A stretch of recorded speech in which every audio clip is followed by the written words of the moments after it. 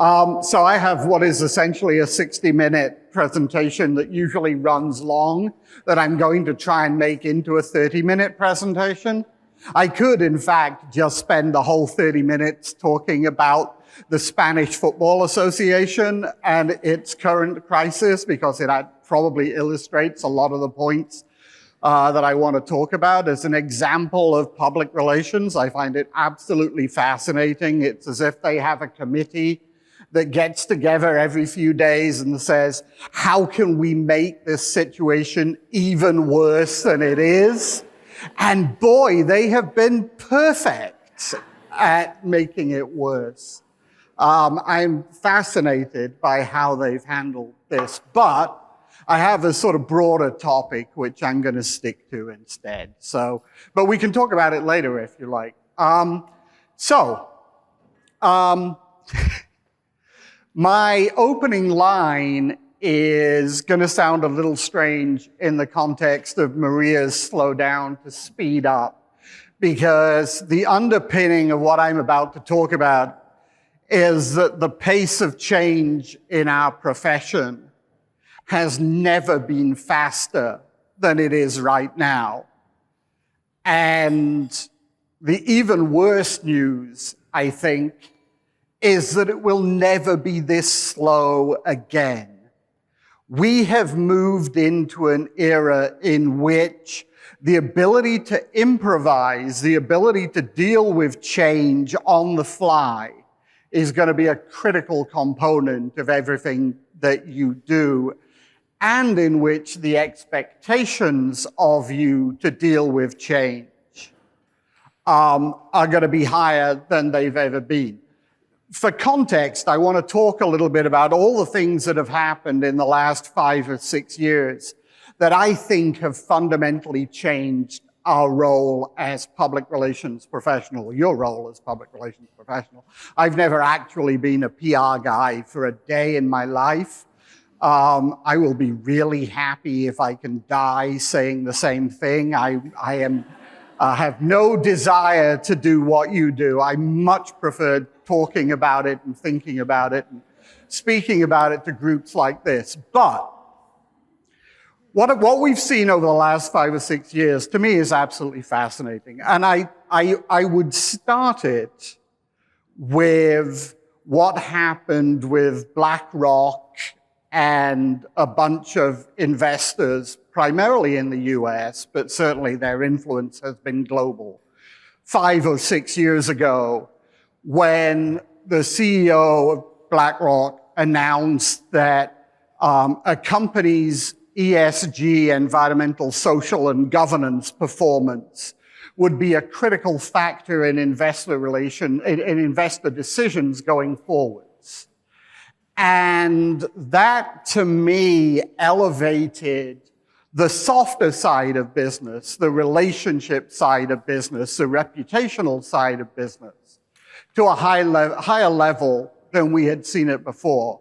Suddenly, boards were interested in the kind of decisions that the people in this room are hopefully involved with on a day-to-day basis. And that was the first change. The second change came very quickly after that, which was that the CEO Roundtable, a group of Americans, primarily again American CEOs, changed their definition of the purpose of a corporation. Now, I had written extensively about the previous definition of the purpose of a corporation, which I found disappointing. The CEO Roundtable had made a decision back in the 80s when Milton Friedman was hugely popular, and when corporate social responsibility was beginning to permeate American business. The CEO Roundtable, the Business Roundtable, had made a decision that they would define the purpose of the corporation exclusively in terms of return to investors. So, in a formal statement, they said not only that the shareholder was the most important stakeholder in an organization. They also said, this is a bit that I found kind of remarkable, they also said that it was, quote unquote, fundamentally untenable to ask CEOs and boards of directors to balance the needs of other stakeholders. That it was asking too much for CEOs and boards of directors to choose between shareholder interests and employee interests and consumer interests and community interests and societal interests. Apparently, all of these people who were the best and brightest that business had to offer, who were earning tens of millions of dollars as CEOs of their organizations, who were being paid to be directors of companies, were not nearly smart enough to make the trade-offs necessary between different stakeholder groups. And they needed a roadmap that said it's okay to forget everybody else, it's okay to forget employees, it's okay to forget customers, it's okay to forget communities, as long as you're doing your job for shareholders. Now, the smarter people in the room will already have figured out the fundamental problem with that as a concept, which is that you can't look after shareholders, you can't maximize the return to shareholders, unless you also have productive employees, enthusiastic consumers, and supportive communities. So pretending that you can focus exclusively on just giving more and more money to shareholders at the expense of everybody else is a great way to destroy value in an organization. And finally, after about 25, 30 years of this definition, the Business Roundtable undertook a review of the purpose of the corporation and came to the conclusion that, in fact, smart managers, sound managers, managers who wanted to build sustainable value into their enterprises needed to balance the interests of all of those stakeholders, needed to keep them all engaged and enthusiastic. And in case you're missing the broader point here, the people inside the organization who are in fact responsible for keeping all of those stakeholders engaged and supportive and enthusiastic and advocates of the organization are the people here in this room. So what they were saying, what the Business Roundtable was saying from my perspective, was a huge validation of what public relations is about. They were saying managing all of these relationships is critically important. Now, did I see a huge immediate sea change inside organizations where chief communications officers or senior public relations people were suddenly elevated to the level of other C-suite executives? I did not, nor I suspect did many of you. But what we did see was, I think, the first tentative steps on a path to where we need to get to. I have said for many years that I believe every time an organization makes a decision, it needs to take into account 4 broad sets of implications to that decision. It needs to understand and take into account the operational implications. It needs to understand and take into account the legal implications. It needs to understand the financial implications. And guess what? Every organization that I deal with has a chief operations officer, a chief financial officer, and a chief legal officer who is routinely in the room when those decisions are made, whose input is vital to making good decisions. But there's a 4th set of implications which are just as important, which are reputational or relationship implications. And very rarely is there somebody in the room whose sole focus is on reputation and relationships. And that's where we need to get to, where public relations is part of the decision-making, policy-making process.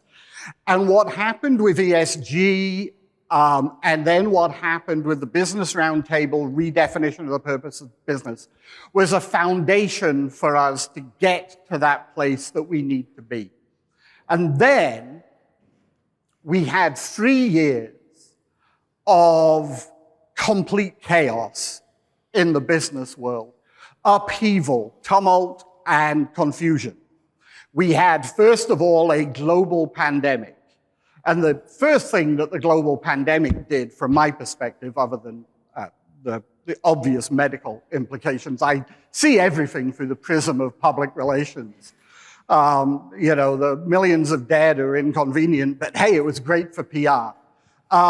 And what I saw start to happen was companies started to make decisions, many of them relatively short-term, to be sure, but companies began to make decisions on the basis that employee health and welfare and consumer health and welfare had to be at the top of the agenda. And so taking into account how employees would respond to the crisis, how customers would respond to the crisis, was yet another factor that moved public relations up the agenda inside organizations. Then what happened in America and eventually more globally was the emergence of the Black Lives Matter movement and calls for social change, and particularly for a greater emphasis within organizations on diversity and equity and inclusion. And again, those issues helped to make the point that understanding the stakeholders that you're dealing with and making sure that you communicate with them and engage them and do so in a way that is fair and just is more important than it's ever been. And so the social issues agenda started to push public relations up the organizational chart at the same time. And then finally, as sort of the culmination of all of this, we had the Russian invasion of Ukraine. And suddenly, I was talking to public relations people, chief communications officers in large organizations, and public relations agencies that were advising those organizations on external policies, who were being asked not what should we say about Russia, but what should we do about Russia. And I spoke to probably, I don't want to exaggerate the number of times that this happened, but I spoke to probably 24 people who had been involved in public relations people, who had been involved in setting their organization's policy around the Russian invasion. And the question that they were being asked to answer, and in many cases were finding answers to, are, will the reputational damage of staying in Russia outweigh the money we make in the Russian market? And suddenly, public relations people were being asked a question that isn't about, how do I get good coverage in LP or the New York Times or the Guardian, but is, how should I run my business? And this was a massive public relations issue. And I would suggest to you that nearly every company that made the decision to pull out of Russia did so for what I would call public relations reasons. They did so because they thought the public relations damage of doing business with a fascist regime that invaded its neighbor countries was going to be more damaging than whatever revenues and trademarks they lost as a result. And there was plenty of data out there from people like Jeffrey Sonnenfeld at Yale University and others who kept lists of companies that had pulled out and companies that remained, that increased the pressure on companies to do the right thing, and saw many of those companies doing the right thing. And so what we saw over the span of what I would say was 5 or 6 years was, hey, we should run our business as if all stakeholders matter, all the way to there are stakeholders out there who can hurt our business really badly if we don't do the right thing. And public relations people were being asked to be not the final decision makers, but important contributors to those decisions as they got made. And then, as I started to talk to public relations people about this, I found something really interesting going on, which is we have all talked. Raise your hand in this room if you've ever used the phrase seat at the table. Okay. So I've been in this industry now for nearly 40 years. And in the course of those 40 years, I have heard probably tens of thousands of public relations people talk about the seat at the table, usually accompanied by the phrase, well, when will we ever get a seat at the table? Why don't we have a seat at the table? Suddenly, business was, and again, I don't want to make this a universal thing, not every business, but big business, in many cases, was beginning to pull out that seat and offer it to them. And this is a horrible mixing of metaphors because I'm going to move away from the seat at the table and talk about a different metaphor, which again, I don't know where all of you all are from. I'm assuming sort of everywhere. And therefore, how many of you are familiar with this quaint American idea of the dog that caught the car? That there are dogs who chase after cars, and the question always is, what do you do when you catch it? And the answer is the dog has no idea. And we had been chasing the car for 40 years, and suddenly the car had stopped and somebody had said, here it is, jump on. And many of us, not all of us, but many of us, were fucking terrified. We had no idea how to do. Our businesses were saying, should we pull out of Russia? And we were saying, and again, I don't include the people in this room. I'm sure many of you have been dealing with these issues for a long time. But many of the people that I talked to were suddenly horrified that they were being asked for business advice on geopolitical issues which were so far removed from what they had been taught to be as public relations people, that they felt out of their depths and frankly intimidated. That for 25, 30 years of their career, they had been asked questions like, how do we get the reporter to write this story? How do we get the reporter to ignore this story? Can you make me a TikTok video? What's TikTok? And suddenly they were being asked, should we be in Russia or not? And that is a question that is orders of magnitude more important than should we put this on Instagram or TikTok or Facebook. And for a lot of people, it wasn't a question that they were ready to or wanted to answer. But I would argue,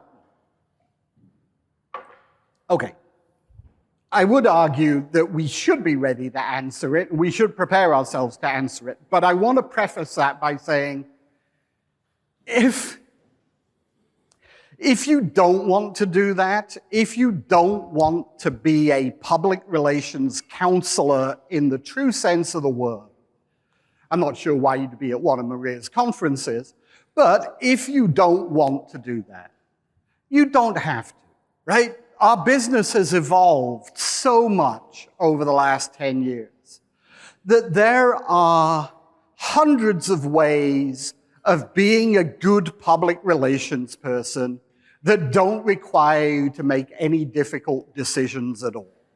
And I know it sounds like I'm a little mocking of that, but I'm not really. I have a tremendous amount of respect for people.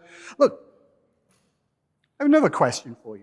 How many people in this room have never knowingly spoken to a journalist? Okay. You should go home and ask that question of the people you work with. Because I asked it at a meeting of one of the top 10 PR agencies recently. I was in a room with, I want to say, about 400 of their senior people. And I said, how many of the people in this room have never spoken to a journalist? It was more than half. Nearly every big PR agency, when I ask them how many of your people do you think have never spoken to a journalist, will give you an answer somewhere between a third and two-thirds. Why? Because they have people now whose only job is data and analytics. All they do is social listening and scouring the internet and compiling numbers and producing surveys and gathering intelligence for you to base your decisions on. And they don't speak to journalists as part of that process. We have a whole bunch of people whose entire living is creating videos or producing events or creating posts for social media, none of which require them to interact on a daily basis with a journalist. We have lots of people doing that. I have a great respect for that. Those are, by the way, there are two things. There are a lot of things about public relations that I know I couldn't do, but there are certainly two things that I know I couldn't do. Actually, three things. The third one is I could not be respectful to clients all the time. There are too many stupid clients out there in the world, and I would not be able to prevent myself from telling them when they were being stupid. But I can't look at data and look at research and find in it that one brilliant insight that can drive corporate positioning or give you a story. My mind doesn't work that way. I can't look at mountains and mountains of ones and zeros and figure out what's important in it, okay? The other thing I can't do is I can't do anything that is visually creative.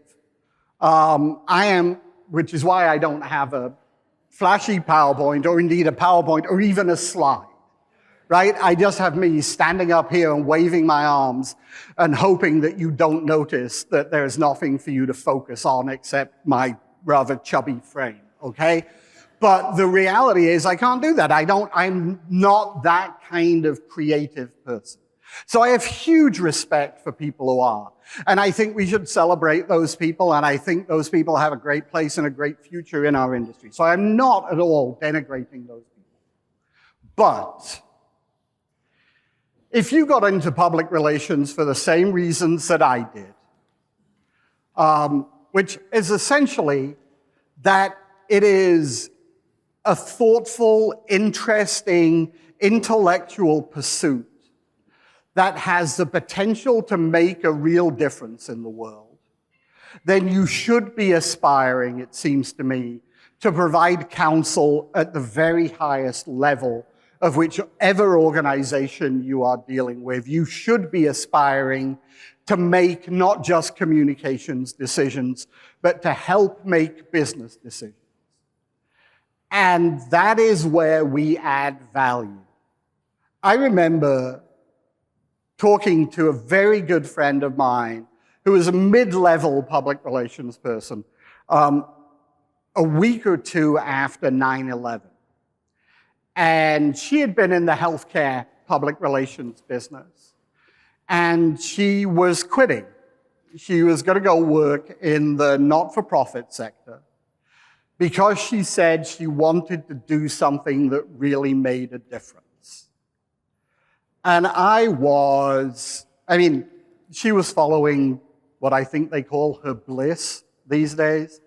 But, it was something she passionately wanted to do. And I try very hard not to let my cynicism overwhelm my friendship. So I was as nice as I could be about it.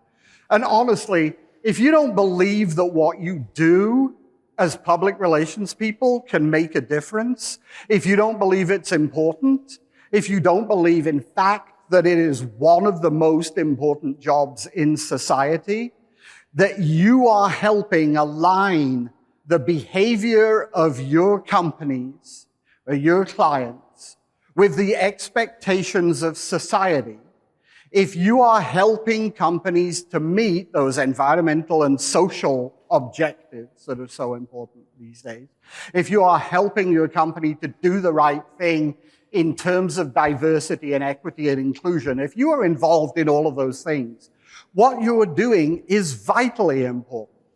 I wouldn't have spent 40 years of my life writing about this business if I didn't genuinely believe that. But if we are going to do that job, we need very different skills as counselors than the skills that I was just talking about. Yes, we need to have people in our organizations who can create the tools to get messages across and who can use the data and analytics. But we need to be able to, first of all, speak the language of management. And then second of all, have the business savvy to make the case that what we do is vitally important to the success of a business going forward. And one of the things that is fascinating to me right now, as you heard, we're in the process of putting together our own event for Washington, D.C. And although it's a global event, the agenda almost inevitably gets set by the big agencies who are the sponsors and who happen to have a huge presence in Washington. And as you can imagine, right now, one of the big discussions is about this whole idea of woke capitalism. Now, I'm guessing that there's probably a fairly diverse range of views in this room about woke capitalism and what it is and whether it's a good thing and how we should be involved with it. I have spoken at several conferences about this, and I have a perspective that I think is probably misaligned with our times, which is, I don't believe that woke capitalism is a thing. I just don't believe that there are woke capitalists out there making any kind of business decision based on their wokeness, right? I don't know how many, everybody in this room knows at least one CEO pretty well, and probably a dozen CEOs. And my guess is if you added up, the 500 CEOs that between us we know, maybe there are 4 that you would say were woke in that they allowed liberal, progressive political ideas to drive their business. The reality is that nearly every CEO I know makes business decisions. They make business decisions for the business. They don't use their giant Fortune 500 corporations to try and transform society into some sort of ideal world in which everybody is nice to one another and trans people and black people and Hispanic people and women never have to get their feelings hurt. They don't actually give much of a shit about that unless it impacts the bottom line. And what I see going on out there is actually CEOs realizing that if you are an inclusive employer, you have more talent to choose from, and that's a good thing. If you don't shit all over the gay community, they will buy your products, and that's a good thing. And by the way, so will I, even though I'm a cisgender, 60-odd-year-old white guy. Okay? The reason that they're doing this, the reason that they're investing in environmental policies is not because they love trees and small animals. It's because for a sustainable business, they need a sustainable planet. And none of them are doing it to promote an agenda. Very few of them are doing it to promote an agenda, right? There was Body Shop and there was Ben and Jerry's, and there are always exceptions. But the reality is that most businesses make smart business decisions, and the reason that they're making these decisions, which people find so offensive, is because they're good for business. But we need to make that case. And this is a weird one for public relations people, because we have spent years pretending that we did what used to be called CSR, right? Which I guess now we're supposed to call purpose, or maybe, or if you're being pejorative, we call woke. But what used to be called CSR. And we used to pretend we were doing CSR because we were nice people, because we wanted to give something back to the planet. We weren't. We were doing CSR because it made business sense.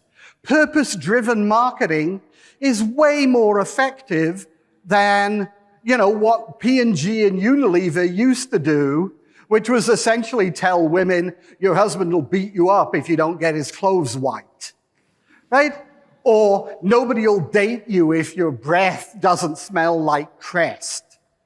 But the reality is that this works. We do this because it works.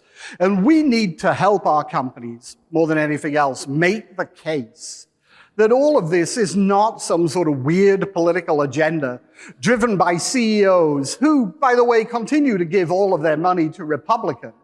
So I think the idea that they are somehow part of a progressive woke alliance trying to transform society is absurd.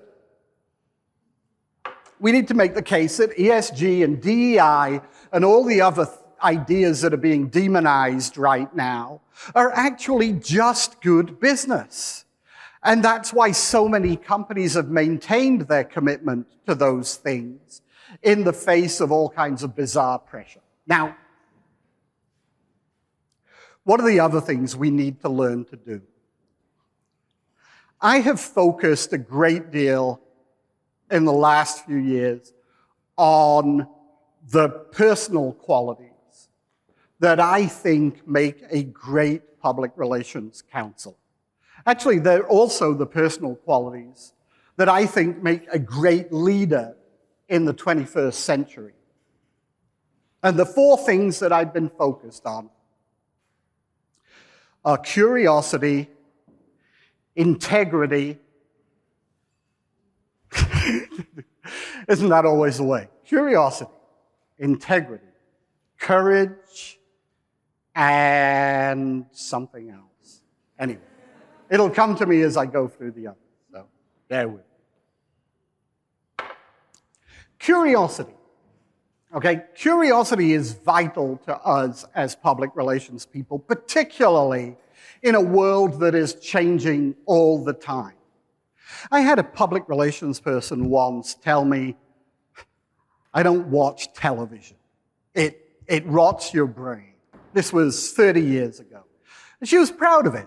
But honestly, if you don't watch television, how the hell do you know what people in the real world are thinking about and dealing with?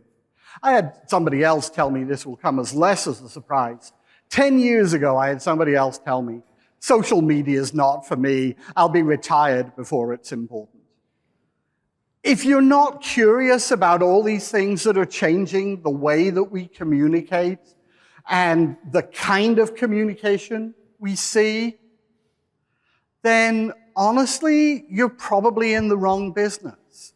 And you can, I'm 61 years old, as evidenced by my senior moment a second or two ago. I'm 61 years old. One of the things I love about this business is that I learn something new pretty much every day, right? And things change, things evolve. It's not just new technologies. It's not just AI, which, yes, we all have to understand better and embrace more. It's not just, TikTok and Instagram and Truth Social and whatever else you're using to communicate. It's the world. And you have to remain curious about the world. Integrity. We are in the business of building trust. We are in the business of creating credibility for the people for whom we work. If we are not ourselves trustworthy and credible, we cannot do that job. Integrity is absolutely critical to our profession. And that starts with a sort of bare minimum of honesty, but it seems to me, extends to a kind of intellectual honesty, which as an industry we have fudged in the last 30 or 40 years. I've spent a lot of time over the last few years looking at the rising tide of disinformation. And I would make the case that the plethora of disinformation that we see out there in the world today has the potential to be an existential threat to our profession. If we are in the business of building trust and building credibility, which are the foundational blocks of any relationship with any group of people, then disinformation is our greatest enemy. And, I've had conversations with this, obviously, with people in the pharmaceutical industry, because around the COVID vaccine, the waves of disinformation were just constant and daily and created a huge challenge. I have to admit, I was completely wrong about COVID. I thought that the reality of a pandemic that was claiming hundreds of thousands of lives around the world was that it would snap people back to reality.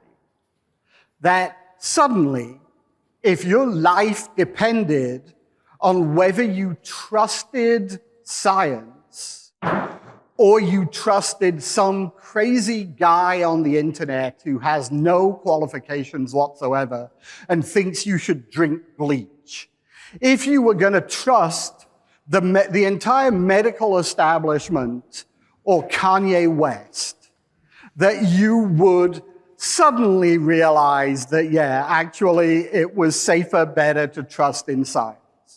My argument was, you don't see people stepping off the 50th floor of a building in New York because they think gravity was made up by the liberal establishment to fool you into thinking that the earth isn't sort of sucking you in, right?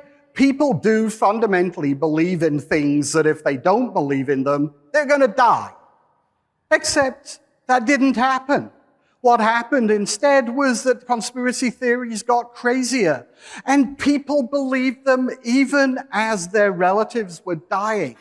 There were so many stories about guy who was COVID denier, dies of COVID, and it didn't change anything.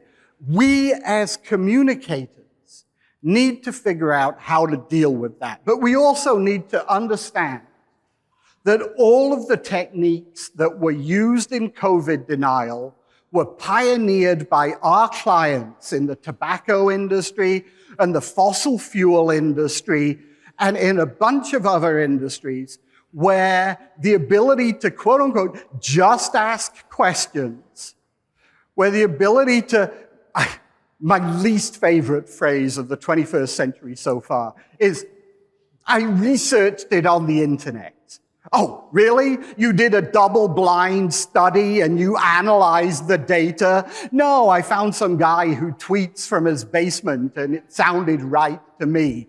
There is no such thing as I researched it on the internet. There's only, I found some bullshit that I like. Research isn't like that. Okay, we did all of this as an industry. We created doubt about tobacco. We created doubt about climate science. And we did it by saying, oh, we're only asking questions. Or, it's not unanimous. There are still some scientists, these two guys over here who are being paid $1 million each a year by Exxon, who believe that the climate's just fine. We did it. And now the environment we created is coming back to bite our clients in the ass. And we have to figure out how to deal with that. And then the thing that we need to get right in order to make all of this work is that we have to have the courage as counselors to say things that people don't want to hear. We have to be the ones in the room who say, yeah, you know, I know you want to continue spilling pollution into the river, or I know you want to, make the whole issue of your president the president of your organization sticking his tongue down some girl's throat without her permission go away. I know you want all of these things, but the reality is that the best way to get them is by communicating with people and meeting their expectations. That you have to listen to people. And we have to be, first of all, the people who listen. You should know more about what your stakeholders want than anybody else in the organization.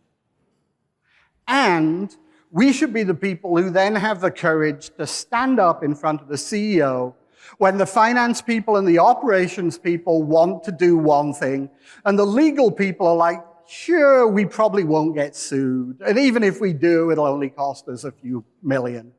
And say, our customers are going to desert us in thousands. Our employees are going to walk away from us. It's going to be more difficult to recruit. It's going to be more difficult to get permission to build a new factory. Everything that you do as an organization is going to be more difficult if you don't make responsible decisions. And we have to be there in the room having the courage to make that argument. Now, none of that is useful unless you are first and foremost business people. Unless you are arguing this not because you're the conscience of the corporation, which is a phrase that I've been hearing for 40 years and that I hate. Because the only thing a conscience does is nag. This is not about being Jiminy Cricket on your CEO's shoulder. This is about making the case that it is fundamentally best for business, best for long-term investment, best for a sustainable company that will be around 100 years into the future if you make decisions that all of your stakeholders understand and appreciate, even if they don't agree with it. And you have to have the same amount of business savvy as everybody else in the room. You have to sound just as hard-nosed and cynical when you're making the case for doing the right thing as your CFO does when he's making the case for more money, more money, more money. And I have spoken over the course of my career to a lot of people who pay public relations people for their advice.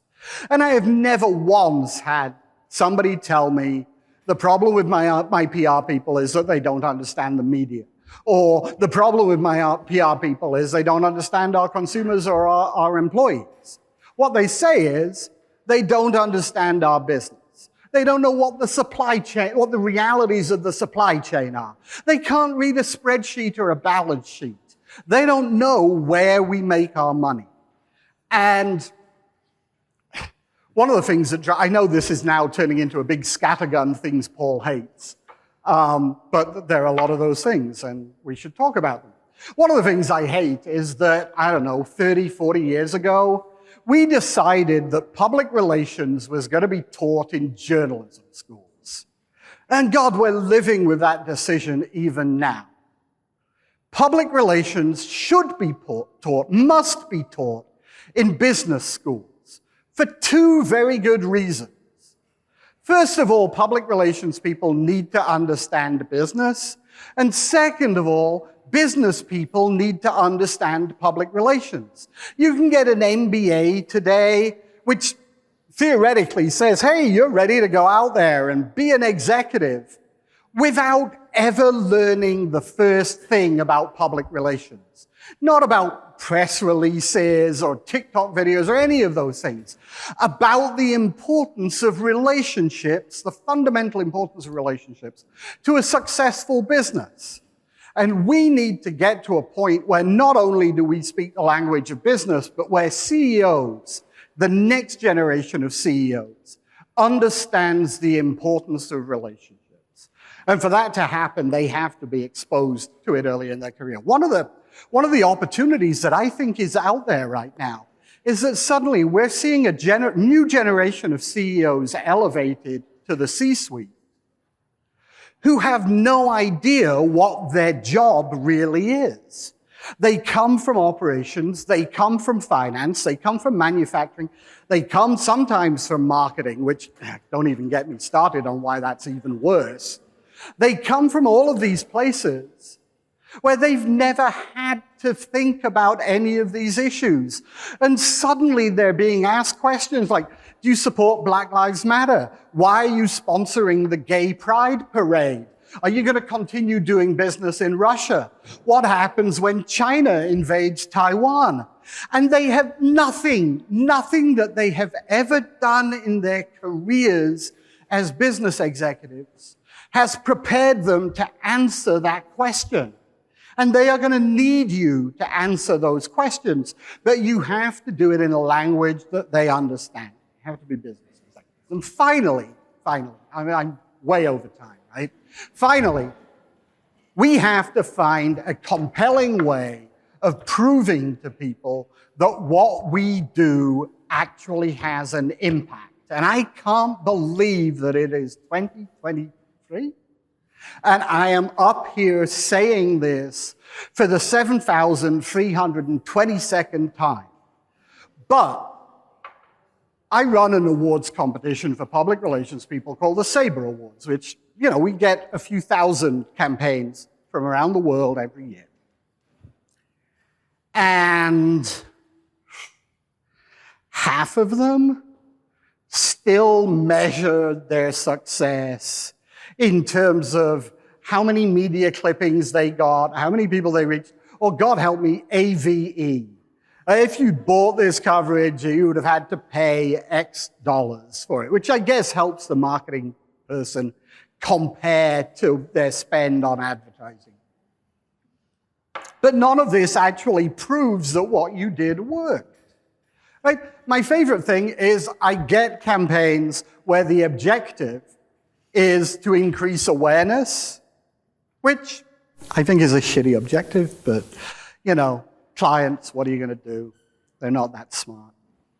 So the objective is to raise awareness. And the metric is we got 20 million media impressions. That is not an increase in awareness. That's a ton of media impressions. If you're going to say we want to raise awareness, tell me what the awareness level was before you started. Tell me what the awareness level was after you finished. At least that means something.